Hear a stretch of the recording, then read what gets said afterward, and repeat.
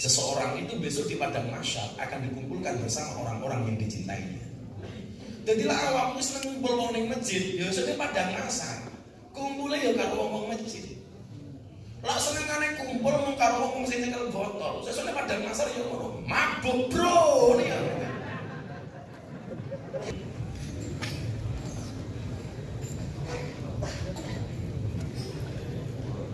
Assalamualaikum warahmatullahi wabarakatuh. Alhamdulillahirabbil alamin. Hamdan katsiran thayyiban mubarakan fihi ala kulli hal. Wa na'udzu billahi min ahwali ahli dhalal. Wa nusalli wa nusallim wa nubarik wa nu'adzim ala habibina wa syafi'ina wa nuri qulubina sayyidina wa maulana Muhammadin.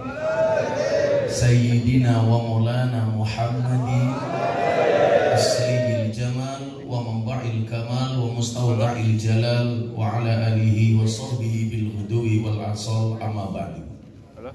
Hadratul muhtaramin, para alim yang saya hormati, saudara-saudaraku sekalian sebangsa dan setanah air yang berbahagia. 2 minggu yang lalu saya pengajian di Hong Kong, pesertanya 100% putri. Hari ini subhanallah datangan kami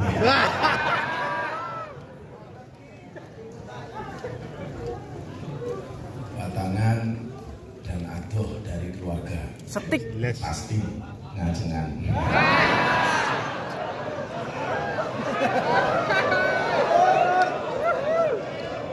Saudara-saudaraku sekalian yang berbahagia, alhamdulillahirabbil alamin.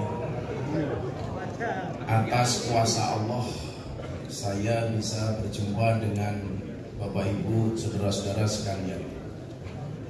Kalau melihat jadwal yang ditulis oleh asisten saya di pondok, saya kemarin khawatir gak bisa datang karena sampai malam sebelum saya berangkat itu masih berada di luar kota. Tapi saya meyakini semua pertemuan itu sudah diatur oleh Allah, dan sesuatu yang dikehendaki oleh Allah pasti terjadi. Saya sering mengatakan begini, manusia itu mampu bukan karena dia mampu, tapi karena dimampukan oleh Allah yang maha mampu. Manusia itu bisa bukan karena dia bisa, tapi karena dibisakan oleh Allah yang maha bisa. Maka semua perjalanan yang saya alami itu saya enjoy banget. Pengajian dikasih degan, saya juga enjoy.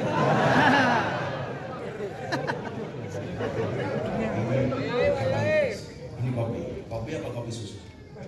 Kopi, kalau kopi saya minum, kalau kopi susu saya tidak. Karena kopi susu itu membingungkan. Kopi ini ngajak melek, susu ini ngajak. Masuk. Saya semua minuman kemasan saya nggak minum. Coca-Cola, Fanta, soft drink, soft X saya nggak minum. Kalau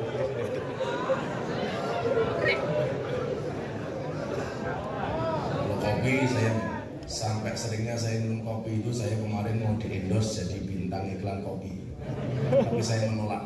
Kopi luwak. Iklan kopi itu bohong. Kopi kapal api, dibuka kopinya nggak ada kapalnya. Kopi itu luwak, dibuka kopinya nggak ada luwaknya. Yang jujur itu cuma satu, sarung, iklan sarung gajah hidup. Begitu dibuka sarungnya ada belalainya. Masuk.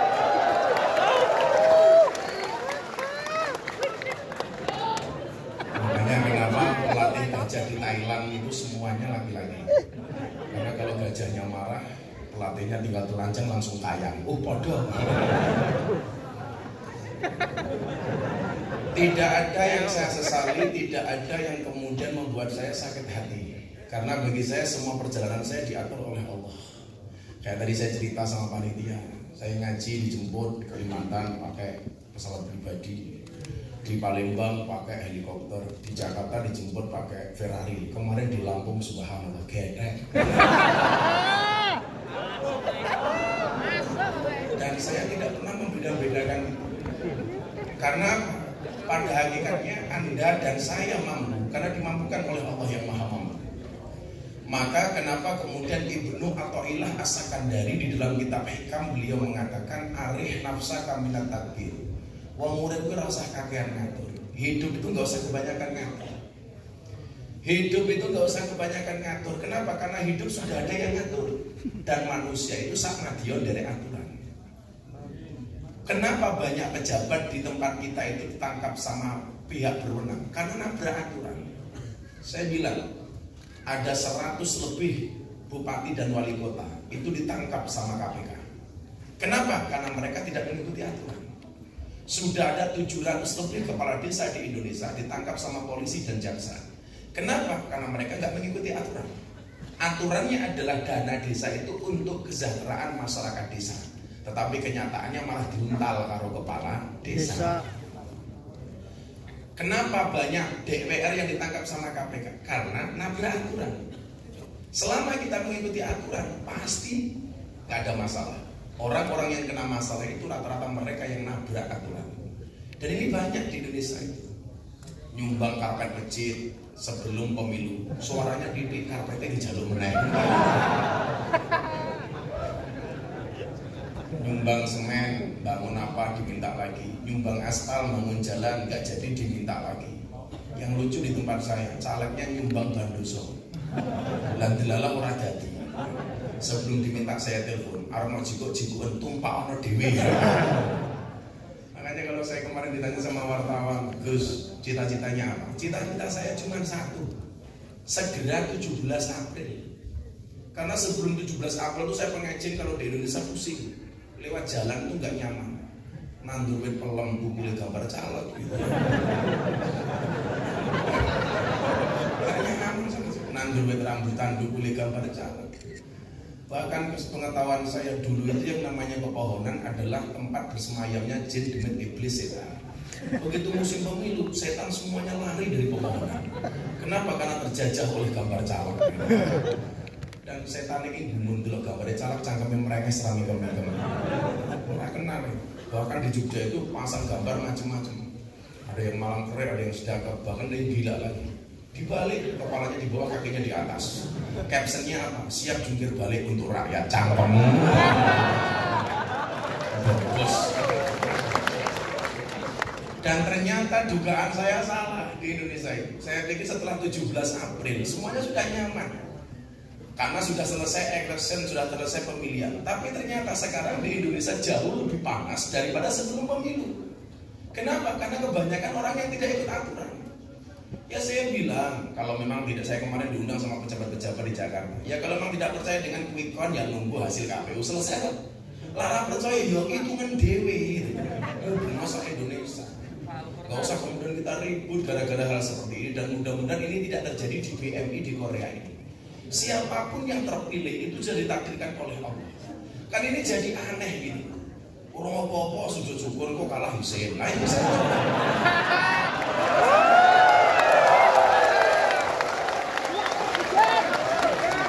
kayak lagu Nivea Malam yang slow-slow saja itu. Males. Kan ini aneh.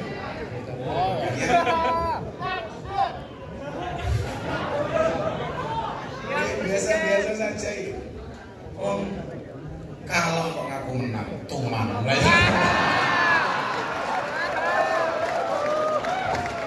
Kalau saya tak biar-biar saja, mau saya itu kayak gitu apa tuh? Dulu sebelum pemilihan saya bilang, pemilihan itu nggak nyenengke, dandannya sak jam ibu-ibu. Kalau mau nyoblos sih di TPS semenit. Ya mending nih ngomong karo bojone to. Nyoblosnya sak jam kan. Sang guyung utak ora tau nyoblos aja. Makanya ini dipahami bahwa semuanya sudah diatur oleh Allah. Maka disitulah kemudian kita diperintahkan oleh Ibnu Athaillah As-Sakandari, jangan percaya dengan kemampuanmu, tapi percaya dengan kemampuan Tuhan. Ma tawaqafa matlabun anta talibu bi rabbika wa la tayassara matlabun anta talibu bi nafsika. Tidak akan pernah terhenti sebuah permintaan ketika permintaanmu kamu sandarkan kepada Tuhanmu.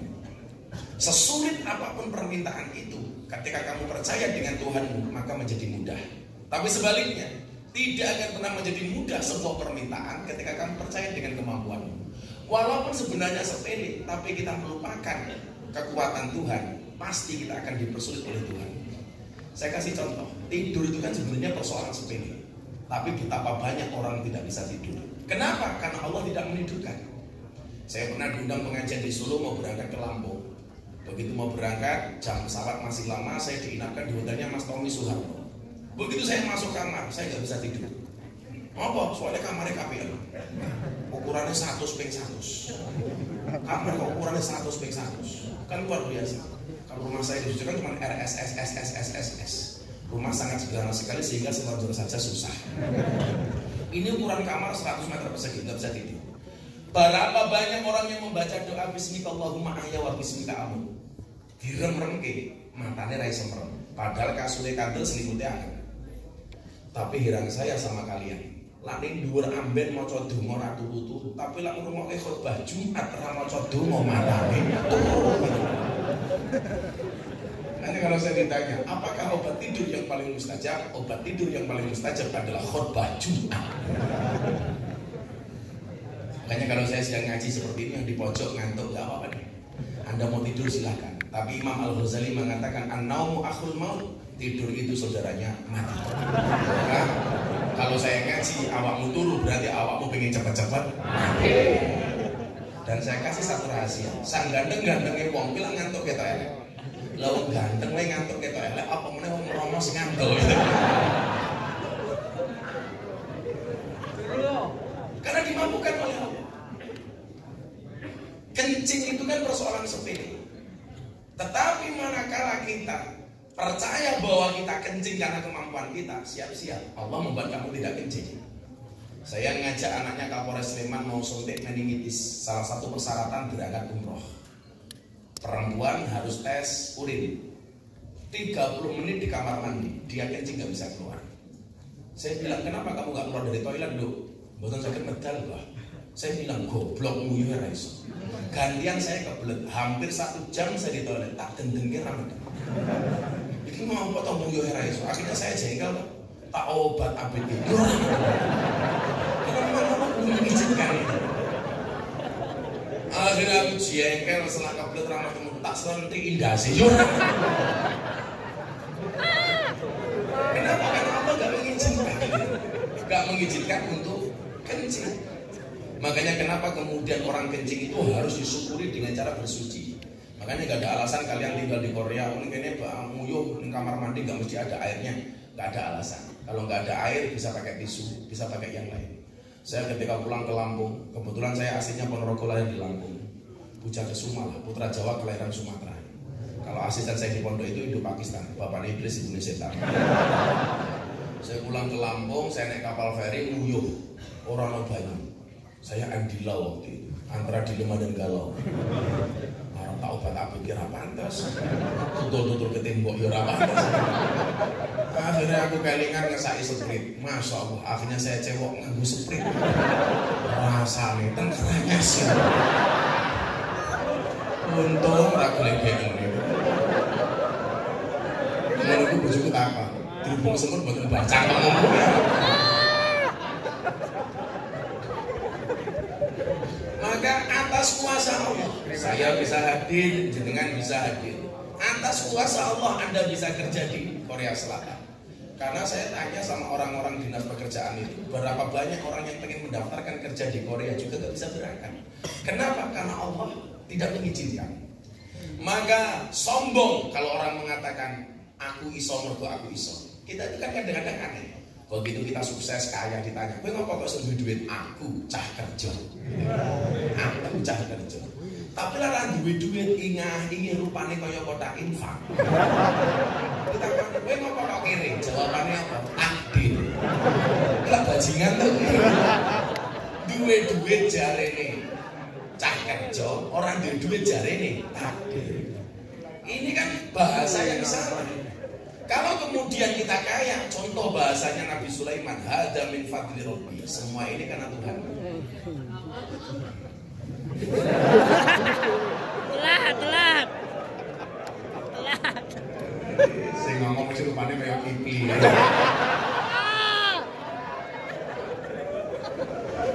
Karena terlalu lama panas-panasan rambutnya terbakar itu. Gak mungkin seseorang itu bisa melakukan apapun kecuali atas izin Allah? Gak mungkin bisa. Saya kasih contoh. Saya sering bilang begini, contoh-contoh kecil ya. Kalau dalam kitab hikam. Kalau memang manusia itu bisa, seharusnya polisi itu rumahnya paling aman. Kenapa? Karena polisi itu pekerjaannya mengamankan rumah orang lain. Tapi kenyataannya banyak rumah polisi yang kemalingan. Ya berarti polisi rasa apa? Kalau polisi di Indonesia sekarang alhamdulillah semuanya baik. Tapi yang paling baik ada dua, patung polisi sama polisi tidur. Paling sehingga baik mung siji, polisi Ciluba. Lampu merah, menggok moro-moro. Iya. Dancuk.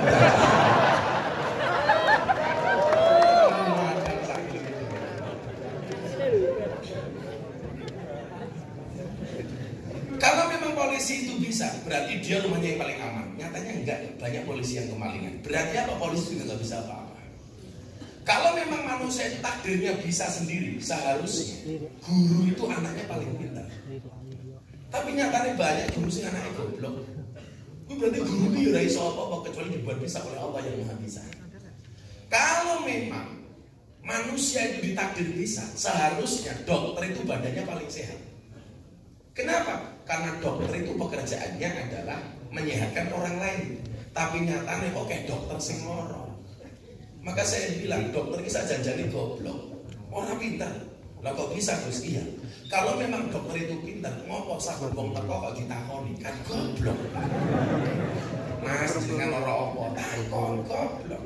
Sing pinter ki mung siji, dokter hewan. Ora tau ditakoni langsung disuntik. Makanya santri saya itu tulisannya jelek, tapi cita-citanya pengen jadi dokter. Kalau tulisanmu elek pengen jadi dokter ngopo lek nggih, Bang? Tulisan kula elek tapi pengen jadi dokter. Lah kok dokter hewan? Lah kok iso kan hewane ra iso maca. Dokternya marah sama saya. Sing goblok iki wong Islam, Bos. Lah kenapa, Dok? Wong Islam iki pokok. Wong sing ngentur sinite kok wudu sing dirawi ra ini. Cangkem basa to iya. Ya saya jawab, "Oh, Dok. Ngopo wong Islam sing ngentur dokonge wudu sing dirawi ra ini?" Padha karo jenengan, Dok. Ngopo ana wong loro sing loro matane kok sing disuntik bokonge modal. Gak bisa apa-apa.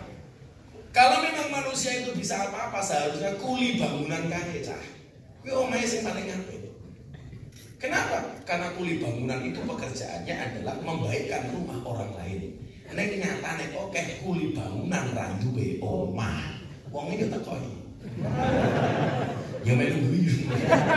Dasi jadi cerdas sih.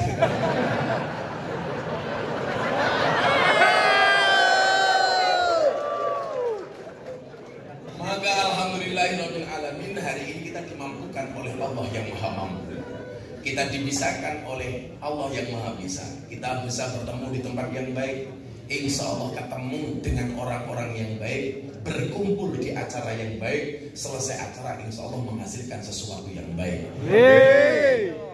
Karena saya meyakini begini, orang baik itu ketemunya ya dengan orang baik. Orang yang jelek sukanya ketemu dengan orang jelek. Saya bisa mengatakan itu kenapa? Saya sudah 17 tahun ngurusi pengajian di dunia malam. Saya sudah 14 tahun pengajian, 17 tahun di lokalisasi, 14 tahun di dunia malam, di kafe, di tempat karaoke dan lain sebagainya. Saya masih umur 19 tahun, aku harus ketemu londe.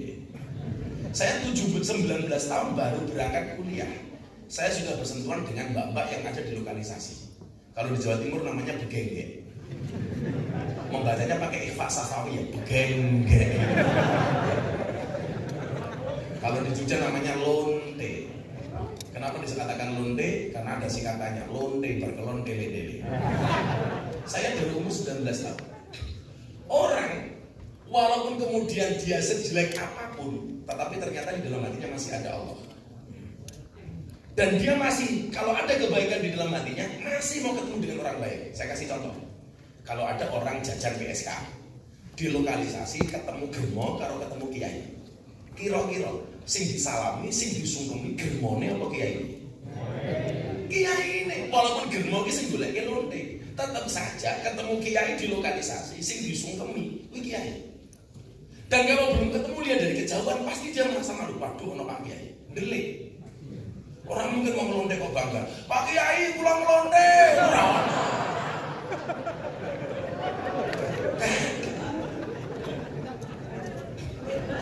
Saya itu kan biasa ya kalau ngaji di kafe, temu mbak-mbak yang mabuk.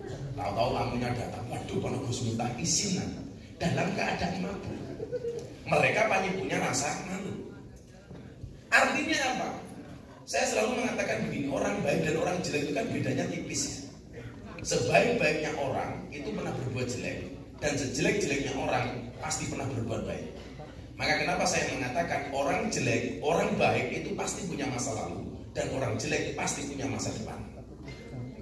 Yang menjadi persoalan itu apa? Iki loh Cak, yang menjadi persoalan adalah kita itu selalu menjadi pengacara bagi kesalahan kita dan menjadi hakim bagi kesalahan orang lain. Lah kalau salah awake dhewe jadi pengacara, dibelo sama dari, tapi terhadap kesalahan orang lain kita selalu menjadi hakim, selalu menyalahkan orang lain. Yang jadi persoalan di sini. Dan saya tidak mau melakukan itu. Aku mau bunuh lokalisasi dulu awalnya, mau dibunuh sama orang-orang. Kalau saya cuma ditodong pistol, mau dibacok, mau dicurit, gak berhitung. Dan bagi saya itu bukan satu masalah. Kayak kemarin saya pengajian di Jakarta, dikeruyuk sama preman 10. Saya gak mundur. Om buriku sumber. Udah kecemplung aku. Saya ditanya sama wartawan yang paling berat apa? Yang paling berat itu adalah godaan syahwat. Wah, lah pengajian nih, masya Allah, pakaiannya SMS, silite metu sedikit. Saya ngaji wah, itu nih gini, alah, lanang kabeh. Kalau saya ditanya itu, gimana Gus pengajian di kafe, di lokalisasi itu pengajian paling menyenangkan sedunia. Kenapa ngajinya berpahala, matanya bervitamin? Yang paling berat godanya bukan umur 19 tahun loh nih. Aku semakin berbuka yang ngono. Gue lah mulai ngaji diambil kira kembali. Monggo Gus pinara. Ya Allah. Karena aku galau mampir gue diperkosa. Orang diperkosain apa?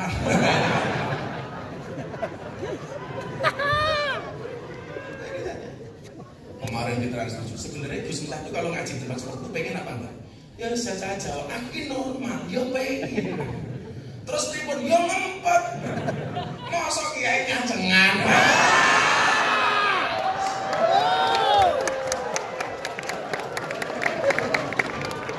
Makanya hari ini saya meyakini Anda mau datang di tempat yang baik, ketemu dengan orang yang baik. Insya Allah hatimu iji ono apike. Amin Allahumma. Amin. Dan ketika kamu ketemu dengan orang baik merasa nyaman. Saya teringat dengan apa yang disampaikan oleh Rasulullah Muhammad SAW. Al-mar'u ma'aman ahabba atau yuhsyarul mar'u ma'aman ahabba. Seseorang itu besok di padang mahsyar akan dikumpulkan bersama orang-orang yang dicintainya. Jadilah awakmu seneng kumpul wong ning masjid, ya seneng padang mahsyar. Kumpule ya karo wong masjid. Lah senengane kumpul wong karo wong sing nyekel botol. Sesune padang mahsyar ya ngono. Mabuk, Bro. Ya gitu. Kalau Anda senengnya ketemu dengan kiai, ini melu ngaji mergo seneng karo Kanjeng Nabi. Sesone padang masa kumpule karo Kanjeng Nabi. Awakmu seneng karo kiai. Oh, sesone padang masa kumpul karo kiai.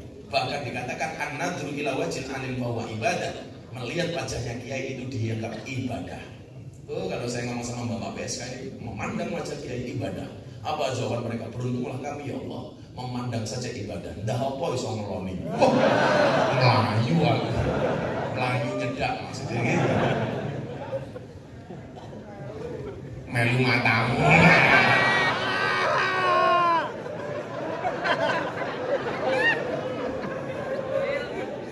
Saya jadi ingat pertama kali 4 tahun yang lalu ngaji di Taiwan. Begitu tampung ngaji di gedung kayak gini, pulang ke kamar dicegat sama orang ngomong pakai bahasa Taiwan. Cike-cike ora dong. Hei, cike-cike yang menolak kan. Aku tak jawab. Hei, cike-cike. Yes, cike-cike. Begitu masuk kamar doyak dua kamar. Hei, cike-cike. Saya mbak ngocang cike-cike bae iki ngomong. Saya telepon anak dari Ponorogo, panitia pengajian. Ketemu aku ngomong cike-cike mau aku doyak di kamar. Lah Pak Kiai jawab apa? Yes. Wah, Gus. Cike-cike niku jenengan ditawani kelon. Ora ngerti artine kok. Ya tak jawab yes. Jajan aku ngerti artine, ya tak jawab oke. Ada sesuk awakmu mulai ketemu bojomu langsung ngomong. Cike-cike.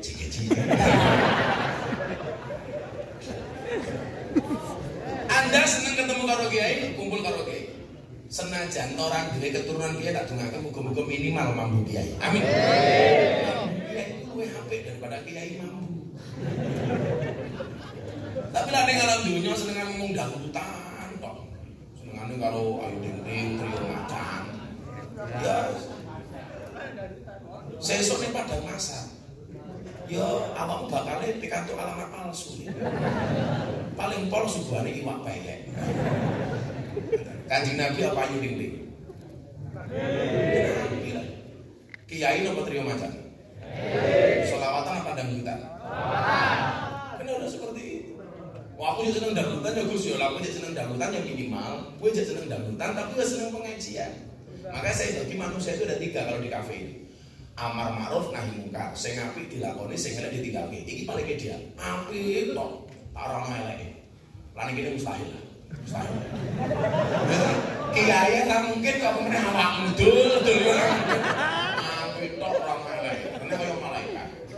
Kamu tahu enggak, malaikat itu pengen jadi wong bahkan. Ada cerita malaikat itu pengen jadi wong. Soalnya malaikat itu kan hidupnya monoton. Sujud tok, dikir tok. Orang duwe nafsu blas. Lah malaikat tuh ngiri karo menungso. Menungso tuh kan nyeneng kadang-kadang dikir, kadang-kadang sujud. Ndelok cewek sih, wow. Ngono kuwi. Kuwi lumrah makanya malaikat pengen jadi manusia. Dadi lah awakmu ora iso nomor 1 iki mau amar ma'ruf nahi mungkar. Minimal yang kedua. Lah kowe iki jek seneng maksiat, aja ninggalke salat. Lah jek seneng dangdutan, aja ninggalke pengajian. Lah jek seneng maksiatan, aja ninggalke sholawatan. Itu namanya amar ma'ruf nyambi mungkar.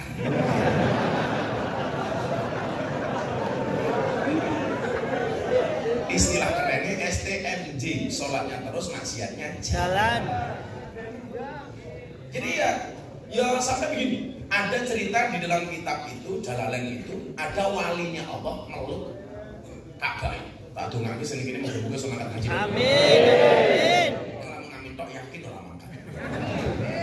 Yakin mangkat. Meluk Ka'bah dia bilang, "Ya Allah, takdirkanlah aku menjadi hamba-Mu yang tidak pernah sama sekali berbuat maksiat."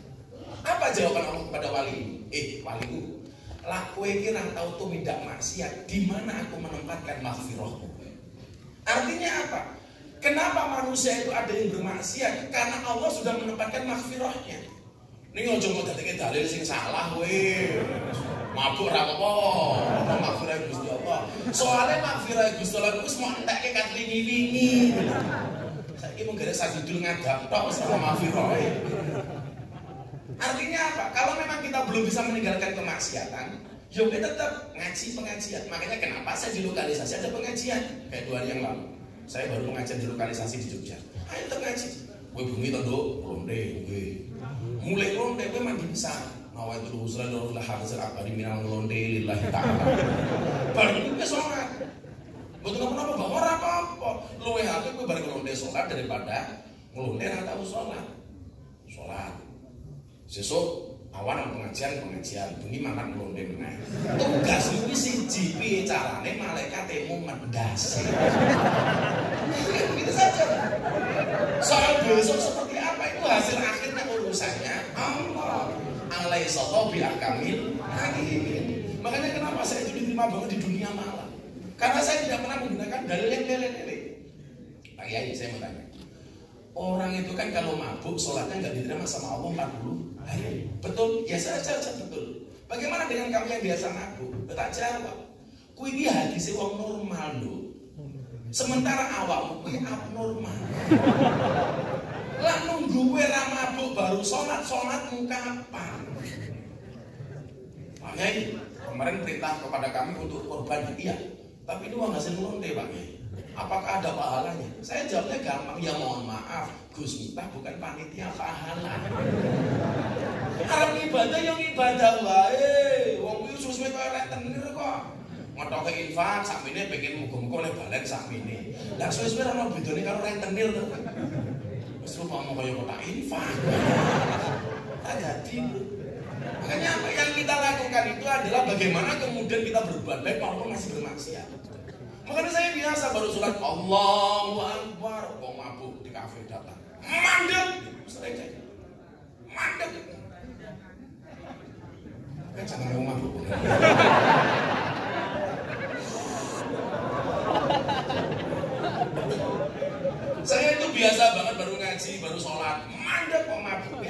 kita open. Sok gaul lu. Satu saat saya sholat, ngimami caca mabuk. Allahu Akbar, saya baca Alhamdulillahi Rabbil Alamin. Teko mabuk, mandek. Bingung ya. Kalau tak jawab sholatku batal. Orang tak sholat kok ditantang. Terus ke sholat, bengong mandek. Akhirnya tak jawab, ngopoh. Batal sholat. Tapi karena nantang dulu, ternyata apa? Begitu mendekat dia mengatakan apa? Mbok aku melu sholat, malah lagi ini. Akhirnya saya ajak sholat. Caranya gimana Ki? Agamamu apa? Kados Islam. Jadi umur 40 tahun itu dia belum pernah sholat sama sekali. Dan ini saya tanya. Makanya kalau saya itu mau posting orang yang mau alaf gara-gara itu saya ngaji di kafe itu mbok kebak Instagram. Mau alaf ya HP ini muni dulu.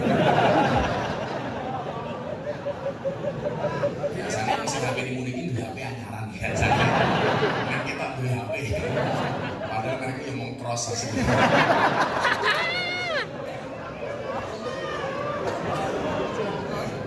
Tapi crossnya enggak ada.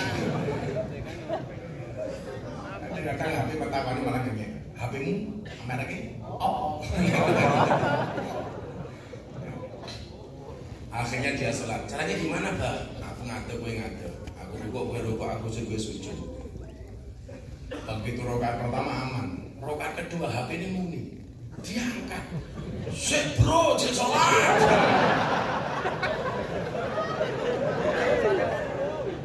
Makanya kalau hari ini kemudian kita berbicara temanya, saya tanya panitia, temanya apa bro? Habis gelap terbitlah terang. Jangan pernah kemudian kamu berputus asa dengan keadaanmu hari ini.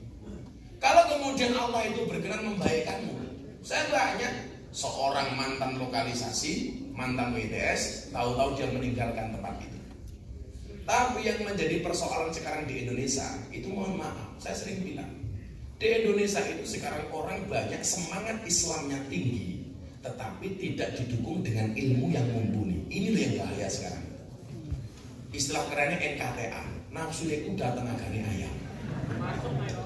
Jadi ya mohon maaf, ngawur keberagamannya. Maka ini kan saya sampaikan bagaimana kemudian kalian akan menjemput masa depan. Maka saya katakan, nah lihatlah kenapa kaca mobil bagian depan itu jauh lebih besar daripada kaca spion. Delok orang kaca spion lebih gede sama kaca mobil. Kaca mobil bagian depan itu pasti jauh lebih besar daripada kaca spion. Kenapa? Karena masa depan kita jauh lebih besar daripada masa lalu kita.